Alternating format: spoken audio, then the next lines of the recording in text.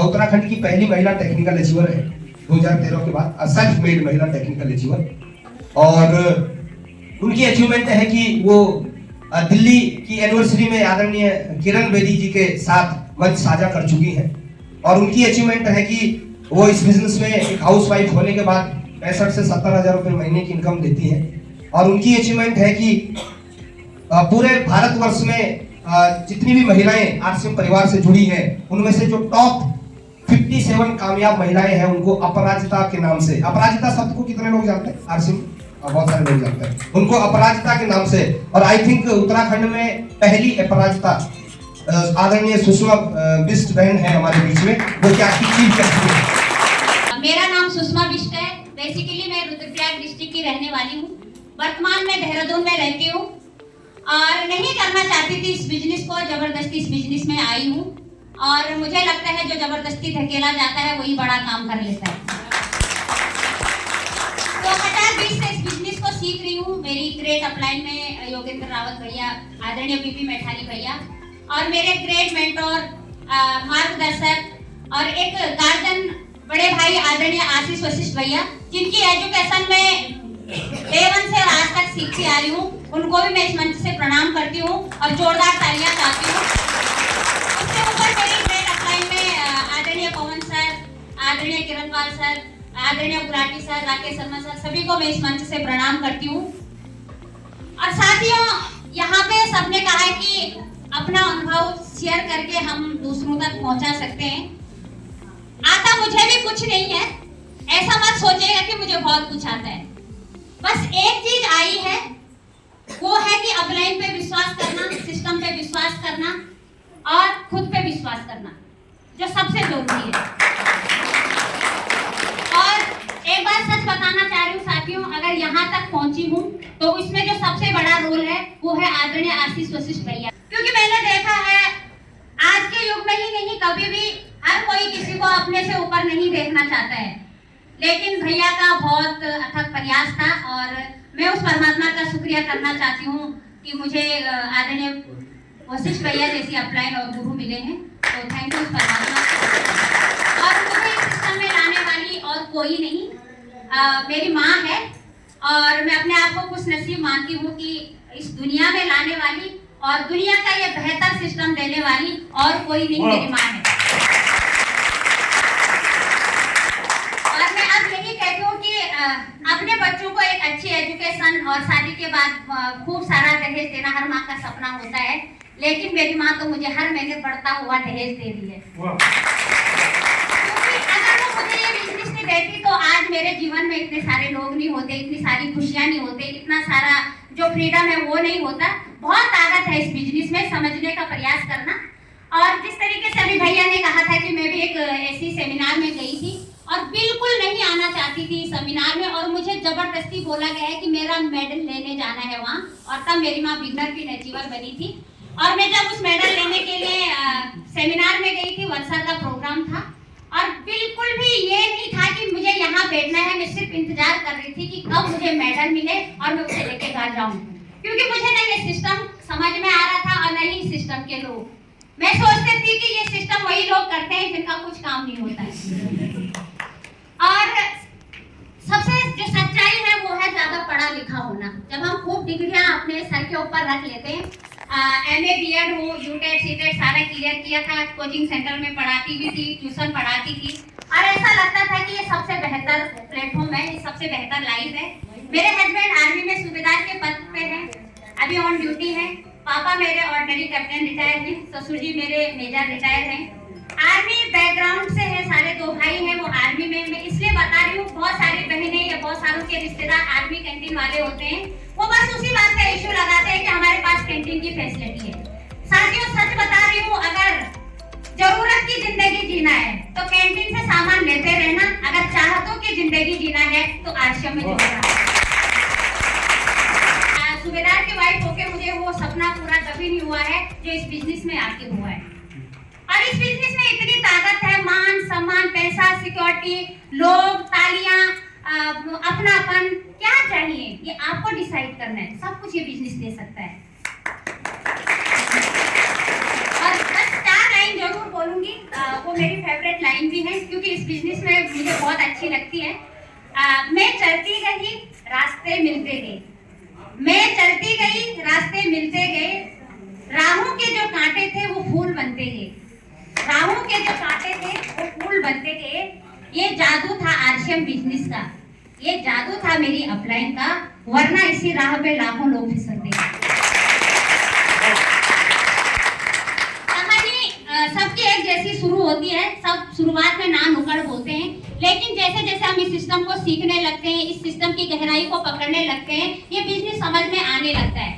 और साथियों, आदरणीय गुरुदेव आशीष वशिष्ठ भैया बार बार कहते हैं, एक दिन दूध पी के हम है ना हेल्थी नहीं हो सकते हैं, एक दिन जिम जाके हम पतले नहीं हो सकते हैं, एक दिन पढ़ के हम विद्वान नहीं हो सकते हैं। तो आरसीएम में एक मीटिंग में आकर, एक मीटिंग सुनकर या कुछ नॉलेज रख के हम आरसीएम का रॉयल्टी अचीवर नहीं बन सकते हैं।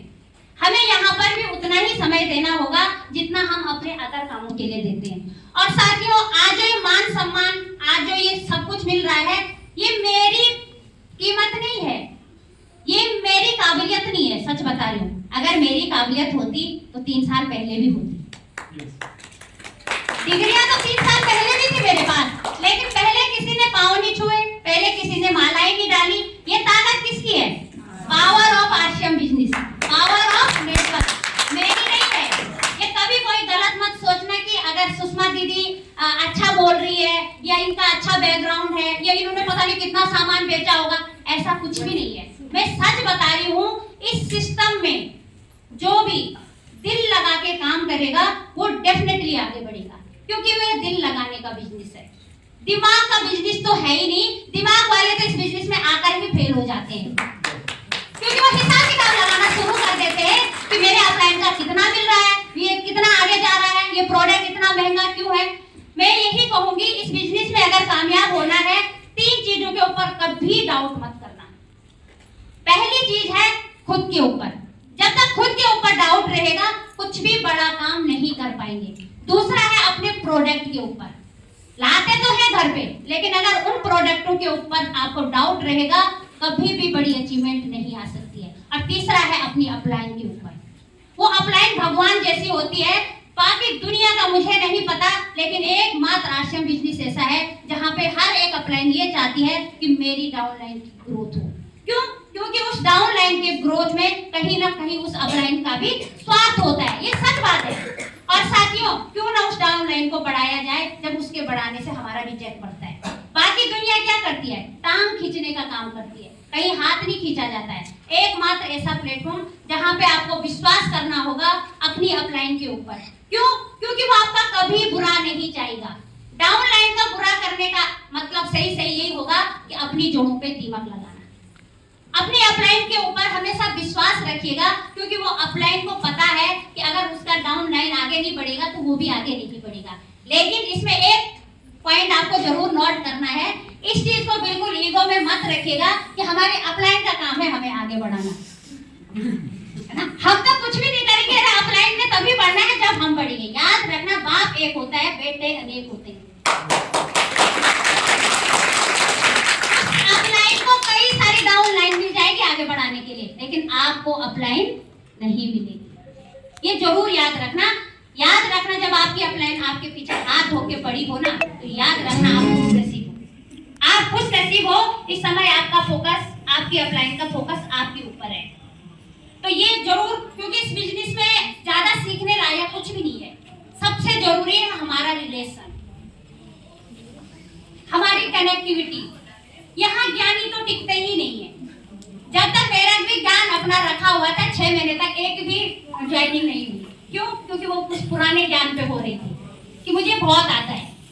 सबसे बड़ा खतरा है जब आप इस सिस्टम में काम करोगे तो अपना पुराना ज्ञान एक साइड रख के आप यहाँ से शुरुआत कर सकते हैं, क्योंकि हम अपने पुराने ज्ञान से वही हासिल कर सकते हैं, वही प्राप्त कर सकते हैं जो हमें आज से पहले मिला है। तो अगर आपको कुछ अलग चाहिए तो आपको यहाँ 0 से शुरुआत करनी होगी। तो साथियों, यहाँ इस बिजनेस में कामयाबी के लिए नहीं था, मुझे भी पता कि यहाँ तक भी पहुँच सकती हूँ, लेकिन सपने नहीं थे, ऐसा कभी सोचा ही नहीं था। और सच बता रही हूँ साथियों, हम लोगों को सपना देखना भी नहीं सिखाया रहता है। और मैं अपनी बात बताऊंगी, मैंने कभी सोचा भी नहीं था कि सपने भी देखे जाते हैं। मुझे लगता था कि सपने वही होते हैं जो रात में सोए हुए आते हैं। खुली आंखों से सपना देखना तो कभी सीखा ही नहीं था। और एक दिन वशिष्ठ भैया हमारे यहाँ पे आए और बोला तुम्हारा सपना क्या क्या है। और मैक्सिमम महिलाएं क्या बोलती नहीं, सब कुछ तो है ना, पति सरकारी नौकरी वाला है, घर भी है, 2 बच्चे भी हैं, बस सपने पूरे। पता ही नहीं था सपना होता क्या है। और हम एक पुरुष प्रधान समाज में रहते हैं तो हम सोचते हैं कि हमारे सपने पूरे करने का ठेका हमारे पति ने ले रखा है। वही सोचते हैं ना, पहले सोचते हैं हमारे पापा ने ले रखा है, तब सोचते हैं हमारे पति ने ले रखा है। उसके बाद हम बच्चों को जैसे ही पढ़ाना शुरू करते हैं 18 साल बाद हम सोचते हैं अब इन्होंने ले रखा है। यकीन करिए महिलाओं के अंदर बहुत पावर होती है। आज महिलाएं यहाँ पे ज्यादा हैं तो जरूर महिलाओं के लिए बोलना चाहूंगी। हर महिला छू सकती है आकाश, बस उसे है एक मौके की तलाश। और वो मौका है आश्रम के पास। एक बार दिल खोलकर इस बिजनेस को एक्सेप्ट करिए, बहुत सारे आपके सपने पूरे होंगे जो आप डिजर्व करते हैं। और महिलाएं कभी भी अपने आप को कम ना आके, क्योंकि महिलाएं हर क्षेत्र में परफेक्ट है, क्योंकि बिजनेस के क्षेत्र में भी क्यों ना रहे आगे। और मुझे स्टार्टिंग में मेरी अपलाइन ने कहा था कि जिस तरीके से आप अपने 2 बच्चों का पालन पोषण करते हैं उसी तरीके से एक बच्चे को आश्रम को भी जरूर समझे और उतनी ईमानदारी से उसको देखें जितना आप अपने 2 बच्चों को देखते हैं। और सच में साथियों, अपलाइन ने तो कहा था कि 3 साल बाद 20,000 की इनकम आएगी, 1 साल के अंदर ही 20,000 की इनकम आ गई। हमें अपने बच्चों को पढ़ाने के पीछे भी स्वार्थ रहता है, मानते हो ना। हम इसलिए पढ़ाते हैं कि वो 18 साल के हो जाए, सारी डिग्रियां उनके पास आ जाए, वो अच्छा पैसा कमाए, हमारा नाम हो, उनके पास अच्छा रहन सहन हो तो हमें भी फैसिलिटी मिल जाए। हम सब स्वार्थी हैं, लेकिन हम भूल जाते हैं जब हमें कुछ करने का मन नहीं कर रहा तो उनका क्यों करेगा। कई बार हम सोचते हैं कि हमारा मन काम करने के लिए नहीं कर रहा है, हमें यही लाइफ सही है, लेकिन आप अपने बच्चों से कैसे उम्मीद रखते हैं वो काम करेंगे। वो भी माहौल देखते हैं कि हमारी माँ क्या कर रही है, 4 लोगों से गप्पे लड़ा रही है या काम कर रही है। सबसे पहले हमें अपने घर का माहौल सुधारना है, तो हमें सबसे पहले अपने आप को सुधारना होगा। सबसे पहले खुद पे खर्च करें, तभी लोग आपको गूगल पे सर्च करेंगे। जब तक खर्च ही नहीं करेंगे खुद के ऊपर, अपनी एजुकेशन के ऊपर, कुछ भी नहीं होने वाला। और साथियों, सपने देखना शुरू करें। जब तक सपना नहीं देखेंगे पूरा क्या होगा जब देखा ही नहीं। एक बार सपना देखना भी तो पड़ेगा और हमेशा बड़े बड़े सपने देखें। गुरुदेव आशीष वशिष्ठ भैया बोलते थे, सपना बड़ा देखो ना, छोटा क्यों देखना है। पूरा नहीं होगा तो छोटा भी नहीं हो रहा, बड़ा भी नहीं हो रहा है, तो बड़ा देखने में क्या हर्ज है। और एक कहानी के माध्यम से मैं बताना चाहूंगी। एक व्यक्ति सड़क के किनारे था और वो अपने खाली कटोरी में रोटी को डुबा के ऐसे खा रहा था। पकड़ने का प्रयास करना, तो सामने से कोई गुजरा, उसने बोला भाई तू ऐसे क्या डुबा रहा है, उस कटोरे में तो कुछ भी नहीं है, तू क्या सोच के ऐसे खा रहा है।